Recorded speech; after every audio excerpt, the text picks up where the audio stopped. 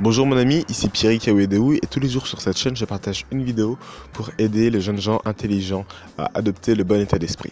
Aujourd'hui j'aimerais te parler de quelque chose qui te fait perdre du temps, qui te met de mauvaise humeur et que pourtant tu fais un peu trop souvent, très probablement en tout cas, un peu trop souvent.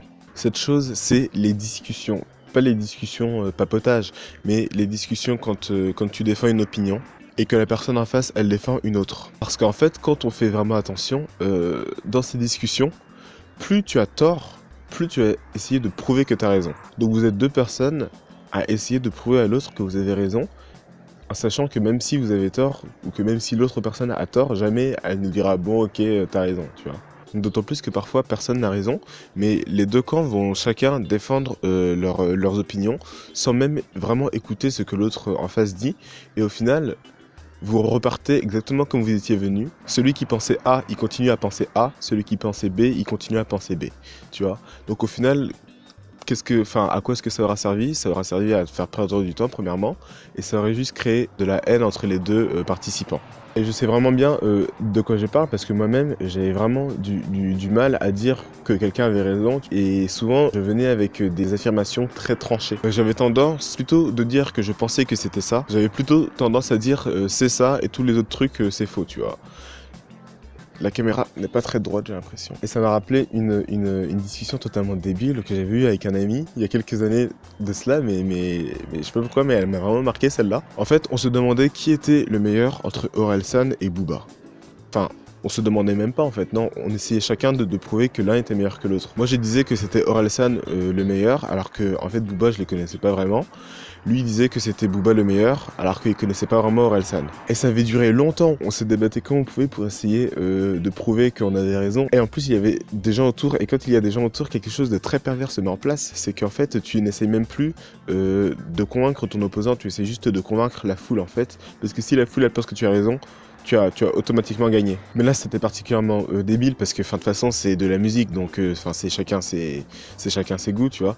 Mais c'est pareil quand on parle de politique, par exemple. Si vous avez déjà eu des débats politiques avec des amis ou de la famille à vous, franchement, sérieusement, combien de fois est-ce que vous avez eu un débat et la personne en face a dit « Ah, c'est pas faux en fait, je vais changer de bord, finalement je vais passer à droite ou je vais passer à gauche ». Ça n'arrive absolument jamais. Les deux restent sur leur position. Donc ce sont vraiment des conversations stériles en fait qu'on peut avoir quand on essaye d'argumenter, quand on a ce genre de discussion. Et comme l'a dit Dale Carnegie dans son livre Comment se faire des amis, le seul moyen de gagner une discussion, c'est de l'éviter. Et du coup, comment faire pour éviter les discussions? En fait, c'est extrêmement simple. Il suffit juste d'arrêter de parler comme si on détenait la vérité en fait. Il suffit juste d'arrêter d'avoir des certitudes et d'essayer de les imposer aux autres. Si vous arrivez et que vous dites la vérité c'est X alors qu'une personne elle pense que la vérité c'est Y, il y aura beaucoup plus de chances de créer un conflit que si vous arrivez et que vous dites personnellement je pense, mais je peux me tromper, mais je pense que la vérité c'est X. Parce qu'en disant ça il y a beaucoup moins de chances que vous blessiez la personne qui pense que la vérité c'est Y, parce que quand on remet en cause comme ça une certitude d'une personne, forcément, ça lui fait pas plaisir. Donc quand ce sont des choses qui ne sont pas claires et nettes, parce que si on vous dit 2 plus 2, vous allez pas dire je pense que c'est 4, mais c'était que mon opinion. Si ce sont des choses qui n'ont pas de réelle réponse, vous ne parlez pas comme si ce que vous dites est la vérité et que tout le reste est faux. Et vous verrez qu'en faisant ça, il y aura beaucoup moins de conflits avec les autres. Et si vous tombez sur une personne qui vous dit « Non mais la vérité c'est Y et tout le reste c'est faux », n'essayez pas de lui prouver que la vérité c'est X parce que de toute façon, elle vous écoutera pas. Demandez-lui pourquoi est-ce qu'elle dit ça, parce que peut-être que c'est elle qui a raison en fait, vous savez pas. Parce que c'est pas parce qu'on pense avoir raison qu'on a forcément tort. Donc peut-être que c'est vraiment elle qui a raison. Et si vous n'êtes pas convaincu, dites-lui « Ah d'accord, très bien, j'entends ce que tu me dis, j'écoute tes arguments, mais tu dis de la merde. » Non, ne dites surtout pas ça.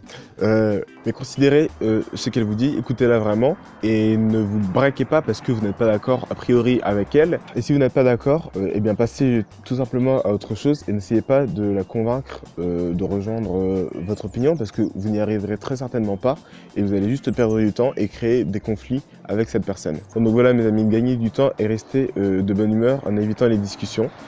D'ici là, je vous encourage à laisser un pouce bleu et un commentaire à cette vidéo si elle vous a plu pour me le faire savoir et que je puisse améliorer les prochaines. Partagez cette vidéo avec tous vos amis qui ont tendance à être un peu conflictuels comme ça.